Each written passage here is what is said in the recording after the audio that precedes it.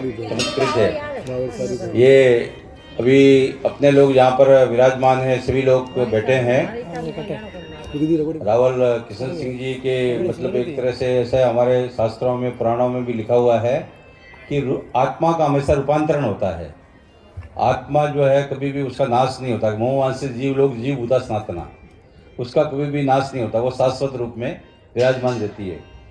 तो मल्लिनाथ जी को मेरे अपने अंदाज में लगाया कि 680 वर्ष के आसपास उनको जो है 700 जो है 680 वर्ष मैंने भी कहीं देखा कि उनको हो गया इतना लंबा मतलब जो है मल्लिनाथ जी महाराज। और गोरखनाथ जी और उनका समकक्ष के रूप में गोरखनाथ जी उनको नौ नाथों में शामिल करना चाहते थे कि आप जो है जो नौ नाथ सिद्ध है उसमें आप जो है शामिल होना है आप। तो उन्होंने बोला कि मैं बोले कि जनता की पब्लिक की सेवा करना चाहता हूँ और आम जनों की जो पीड़ा है, जो व्यक्ति के बोले कि भाई सभी जातियों में समन्वय होना चाहिए और उसमें किसी को भी घृणा नहीं करना है, सभी को अपने गले लगाना कि जीव मात्र जो है सभी ईश्वर का अंश है और उनको सबको गले लगाना है।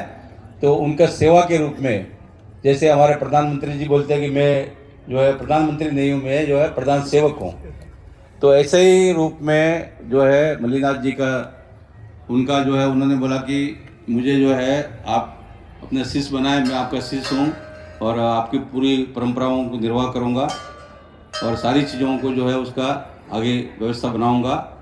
तो उसी में देखिए कि आपके अंश के रूप में आप यहाँ पर है तो आप भी जो है उनका ही, अब जैसे संत महात्मा लोग सभी है तो हमारा ये अभी हमारे जो से रणछोड़ भारती जी है ये भी एक तरह से कृष्ण जी का अंश है ना जी। कृष्ण जी का अंश के रूप में जो है भगवान कृष्ण जी, वो जो नाम है रणछोड़ वो कृष्ण भगवान के नाम है ना जी। और हमारे जो महेंद्र सिंह राणावत वो उपासक है और हमारे नित्य गोपाल जी हैं, ये गोपाल जी हमारे सबके संतों के बीच में छोटे हैं ना, तो मतलब गोपाल के रूप में लड्डू गोपाल हैं, बाल गोपाल हैं, मक्खन गोपाल।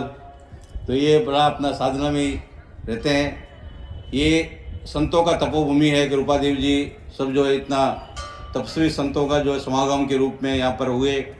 तो समय समय पर जो है अभी आप दिव्य और भव्य रूप देख रहे हैं कि पन्ना कोर हरिश्चंद्र सिंह जी और अपना आप और पूरे सारे परिवार के इसमें कभी भी बोलते हैं कि हमारा जो आलोचना करने वाले होते हैं, प्राचीन काल में भी महाभारत काल देखिए आप और प्राचीन काल से ये सभी अपने अपने अपने स्तर पर चलता ही रहता है, उसमें कोई चीज़ को ज़रूरत नहीं है मतलब कुछ कहने के लिए।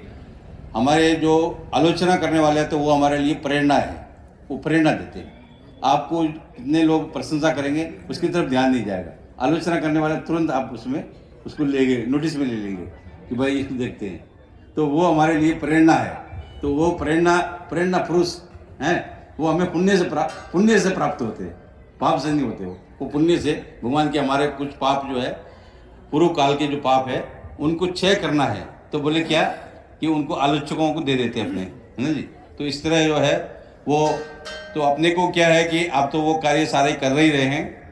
बोलते हैं हमारे संत महात्मा लोग बोलते हैं, जैसे रणछोड़ भारती जी महाराज वगैरह बोलते हैं कि दाता के 3 गुण, देना, दिलवाना और रास्ता बताना।